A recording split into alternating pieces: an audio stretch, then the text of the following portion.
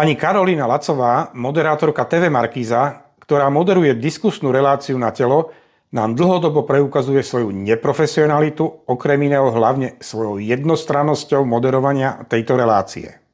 V tejto konkrétnej relácii nechala 4-krát označiť diskutujúcou pani Jar z Progresívneho Slovenska svoju protistranu pána Uhríka z Hnutia Republika ako predsedu s prívlastkom fašistickej strany.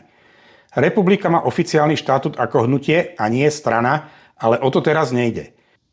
Moderátorka ani raz nezakročila proti takémuto konaniu v tejto diskusii, aj keď bola na to vyzývaná. Pritom by mala vedieť, že ak by bola nejaká politická strana v slovenskom či európskom politickom priestore s fašistickým zameraním, tak by tam nemohla byť, lebo by bola rozpustená. Naopak, pani moderátorka Karolína Lacová nám ukázala, že vie zakročiť, ak jedna strana čo i len raz osloví svoju diskutujúcu protistranu hanlivým prívlaskom a odvoláva sa na ešte nevyšetrený fakt políciou či súdom. To, že zatiaľ tento nevyšetrený a neodsúdený fakt je známy a hlavne jasný skoro všetkým, teraz nie je podstatné. Podstatné je jednostranné a tým pádom nesprávne vedenie tejto relácie moderátorkou pani Karolínou Lacovou. A toto videl každý, kto zhliadol túto, ale nielen túto reláciu pani Karolíny Lacovej. O iných nedostatkoch tejto pani moderátorky Karolíny Lacovej sa nebudem teraz vyjadrovať.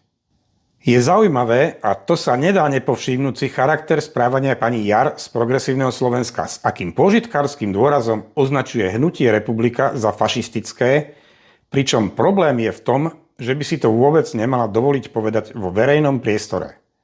Nechám vás v kľude si pozrieť zásadné momenty tejto diskusnej relácie, ktoré som teraz popísal. Prepočte, takže čo sa týka túto pána predsedu fašistickej strany, pretože sme 2 dní po oslavách ukončenia fašistického režimu, tak je dobré si to pripomenúť. Na rôznych miestach. Pán kolega, naozaj. Ale neteším sa, poďte. Máme tu pokoj. Prosím, rešpektujeme sa navzájom. Ja som vám naozaj neskôr. Ona ma nazvala, že predsedom fašistickej strany a vy mi to hovoríte, že prosím... Dostanete priestor. Mali ste ju zastaviť a povedať, že aby pán kolega, ja rozumiem. Len by som sa ešte chcela vrátiť k tomu, čo hovoril pán predseda fašistickej strany. Ale... Pán predseda fašistickej strany. Napriek tomu, že hlasovali za tú správu. Prečo ho neupozorníte, keď mi hovorí, že predseda fašistickej strany? Dostaneme sa aj k tomu, vydržte. Napriek tomu ste vy, europoslanci Progresívneho Slovenska. A tuto pán predseda fašistickej strany veľmi dobre vie.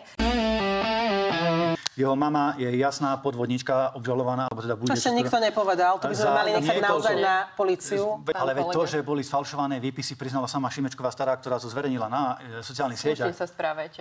Koná tam polícia.